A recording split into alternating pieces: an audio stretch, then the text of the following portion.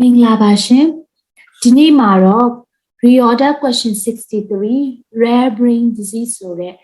reorder ကိုအတူတူပြန်ပြီးမှဖြည့်ကြည့်ကြမယ်နော်ပထမဦးဆုံး skimming and scanning လုပ်မယ် skim and scan လုပ်လိုက်တဲ့အခါမှာဒီမှာဒီ kitchen habit study this man rare brain disease ဆိုတော့ဒီမှာရေးထားတဲ့အကြောင်းစလုံးမျိုးကြည့်လိုက်ခြင်းအပြင်ဒီစာပိုက်ဒီ rare brain disease နဲ့ဆိုင်တဲ့စာပိုက်ဖြစ်တယ်ဆိုတာကိုသိရတယ်။ဒါပြီးရင်တော့ introduction စာကြောင်းကပဲတစ်ခုဖြစ်တယ်လဲဆိုတာကိုရှာကြည့်ကြမယ်နော်။ Every day he was asked ဆိုတော့ he ဆိုတဲ့နာမ်စားပါတယ်ပထမဆုံးစာကြောင်းမဖြစ်နိုင်ဘူး yet whenever he was hungry ဒါလည်းပထမဆုံးစာကြောင်းမဖြစ်နိုင်ဘူး yet ရော he ရောပါတယ်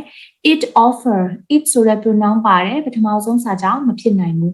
studies of this man ဘယ်လူပြောတာလဲ this man ဆိုတာဆိုတော့ဒါဒီလေ topic sentence ပထမဆုံးစာကြောင်းမဖြစ်နိုင်ဘူးဆိုတော့ဒီတစ်ကြောင်းပဲကျန်တယ် in 1992 a retired engineer in ဆိုတော့ဒါဖြစ်နိုင်တယ်เนาะဆိုတော့ဒီ1992မှာဒီလူတယောက်ကို rare brain disease ဖြစ်တယ်ဆိုတဲ့ဟာပေါ့နော်ဒီဥစ္စာဒီ introduction စာကြောင်းဖြစ်တယ်ဒါပြီးရင်တော့သူ့ရဲ့အတွဲကိုရှာမယ်ဒီမှာ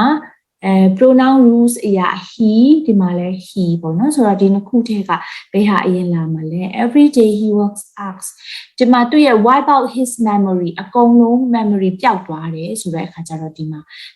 ဒါပိုဖြစ်နိုင်ခြေရှိတယ်နော်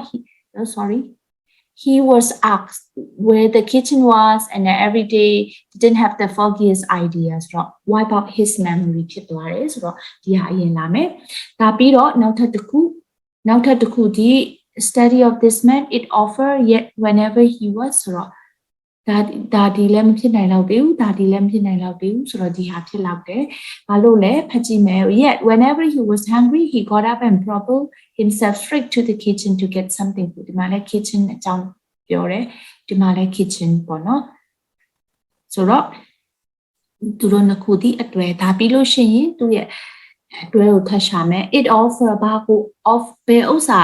က offer လုပ်တာလဲ proof လို့ပြောတဲ့အတွက်ကြောင့်မလို့ study ဆိုတာအရင်လာရမယ်ပေါ့နော် study လေ့လာတဲ့အခါမှာ proof ဒီမှာပြရတယ်သူသက်သေပြရတယ်ဆိုတော့ study အရင်လာမယ် studies of this man and the လူပေါ့နော်ခုန brain disease ဖြစ်တဲ့လူကို study of this man led scientists to a breakthrough that the part of our brains were habits ဆိုတော့ဒီဟာအရင်လာမယ်ဒါပြီးတော့ it offer proof of ဆိုတော့ဒီ study ကproof ကိုပြတယ်ဆိုတာကိုဒီ